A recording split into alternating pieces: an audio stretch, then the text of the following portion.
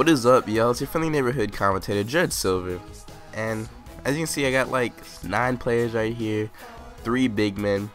And I'm getting into this 2012 NBA draft. So welcome to the Oakland Warriors 2012 NBA draft. Good evening, fans, and welcome to the 2012 NBA draft. Tonight we celebrate a new class of basketball talent that has made its way to the NBA. Their dedication and hard work and that of their families has paid off, and this moment is the next step in their promising young careers. It is also a time of extraordinary optimism and hope for the fans of our teams as they look for yet additional great players to make their teams better. The selections that are made tonight will be viewed by millions of NBA fans around the world in more than 200 countries as they make their way to become NBA players. Everyone is ready, so let's get started. Thank you, Mr. Stern. I'll handle it from here. As you can see, I get the first pick in this draft. Like, I don't think I've ever had that whenever I played this game, so I'm pretty hyped about it. And here's a projected the projected draft, how it's gonna go. Anthony Davis going first with my team, which makes sense because I'm lacking a power forward, and at the same time David Lee is very injury prone. Andrew Bogut is pretty injury prone, so I'm gonna need a big man, to be honest. I really wanted MKG. I was really interested in him, but it was more, I think it's more important that I get a big man, you know. I was looking at what's it called, Andre Drummond a little bit too. I don't really like his offense as much. He has some crazy defense, but I don't like his offense as much. And look at this, like, you can't really find anything bad about Anthony Davis. Like, watch me go down to his weaknesses. This is crazy. No significant weaknesses. I don't think I've ever seen that for like any player, which is crazy. So, looking at these players, it's gonna be between MKG, Anthony Davis, and pretty much Andre Drummond. MKG went crazy. I think I had like 4 scouting, I scouted him 5 times, and there's pretty much no weaknesses from him. It's just he has no really low post game, which is expected because I always see him slashing every time. I think he's a slasher, and he hits those mid-range jumpers and some threes and stuff like that. And it's another thing that's crazy is that all these power forwards and small forwards can hit threes, which is wild too. So, but at the time, like, I don't know, I just wanted to be sure I didn't make a mistake. Because there's been times in the past where I picked up a player and I regretted it so much. But I'm picking up Anthony Davis this time. Hopefully he'll be a great asset to my team. And I think he will be, you know. Like, I think he has enough offensive talent to where he'll help my team a lot. And at the same time, I might move around David Lee. I'm not liking, at least, I mean, I like David Lee, but he's like a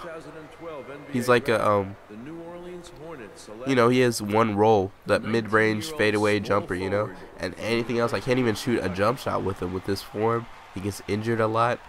So let me know if y'all be okay with, or not. No, I'm not gonna ask if y'all are okay with that. Let me know if you think it's a good idea for me to trade Lee, because personally, like, I like to keep my team, my core, the same for the Golden State Warriors or for any team I have. But when it's necessary, I gotta trade players. And look at this trade right here. At first, I was thinking that for a long time. Stephen Curry for Paul Millsap, and I get a 3rd round pick for my 15th one. I mean, it sounded like an okay pick at first, but Steph Curry is not someone I'm giving up. I think I gave him the most, drills out of anybody, so I'm really not about to get rid of him. And you see all these players get picked up. MKG, Andre Drummond, Tyler Zeller. So I'm on the clock now, and as you can see, like, when I look at the mock draft, Bradley Beal was projected to go at 8th with me, and so that means one of the players who's projected to get picked up, earlier has not been drafted yet. And I see that it's Perry Jones III because the last team picked up Bradley Beal, and Perry Jones III was not someone I was thinking about even picking up because I didn't think I'd even have an opportunity to pick up a player like that. You know what I mean? So I'm definitely interested in that. I mean, I'm looking for a small forward, mainly small forward, power forward type player, more leaning towards small forward. Someone who can, like, play that position, who can slash, who can possibly hit the outside jumper, who can hit the 3 if they're wide open. And right now I'm thinking it's more between Perry Jones III and Jared Sullinger. Jared Sullinger is a great player too. A lot of y'all want me to pick him up, and I'm pretty interested in him, you know.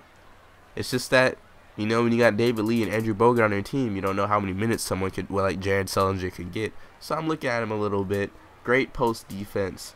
Not as great athleticism I hope from him. A great potential, A- right there. I'm pretty much comparing him with just Perry Jones III. I'm looking down a little bit, seeing if I'm not missing anybody. Nobody else that I really want for that position is Cody Zeller right there.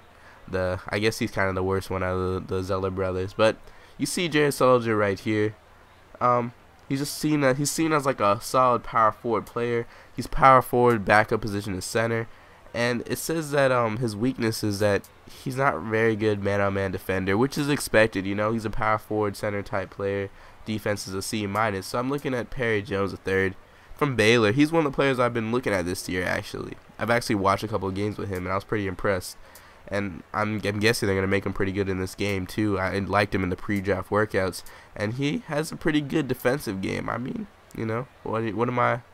I feel like I don't really have much of an option here, but at the time, watch me, I'm like playing any meeny, miny, mo these players, going back and forth. I couldn't figure out who to pick for the longest.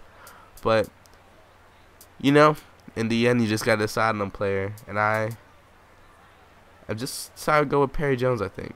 I don't think there's anyone else who really is a better player than him that I can compare him to for this pick, you know? So I'm just going to go with it. I think he'll be an asset to my team, a very athletic player. I might put him at the small forward position because he's pretty fast too. The 20-year-old power forward from Baylor University. And I don't know if y'all know this. Oh, by the way, look at this offer they try to give me. Like, Isaiah Thomas, man. I don't want Isaiah Thomas. Tell D-Coop, like, get Isaiah Thomas out of here, man. I don't really like that player that much. Even though he's pretty awesome, but I hate small players. Like, I really hate really tiny players because you get destroyed in this game a lot. It takes a lot of effort to play with a small player.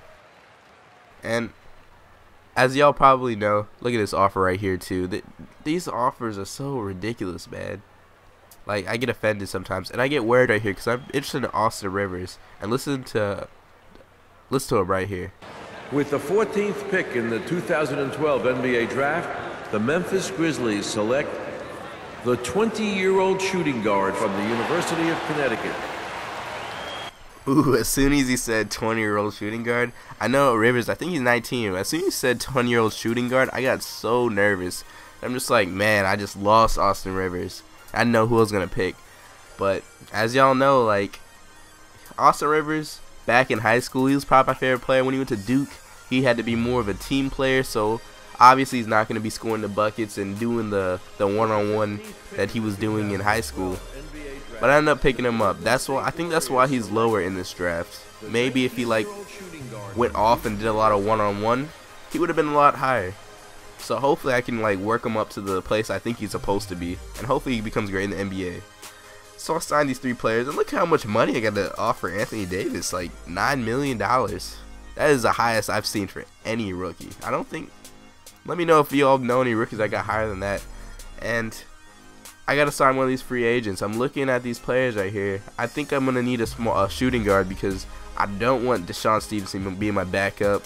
I see Shannon Brown. I see Vince Carter. Vince Carter's old. Shannon Brown hates my team. You see Jeremy Lin. How is he like the second best player who's a free agent?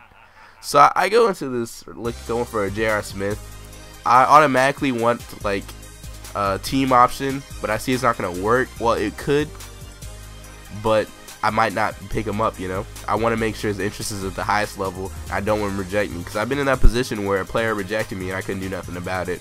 So I'm just simming all these free agency days. I don't want any other players. My team's pretty much full, you know. And finally, J.R. Smith decides to sign with me. 3 years, $19 million. Not bad.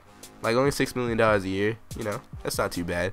And I go through these pre-draft what is it called, training camps. I mean post-draft training camps. And I decided to give Anthony Davis some big man offense, improves post spin, post drive, and shot close. That's probably what I'm gonna be doing with him the most out of all my players.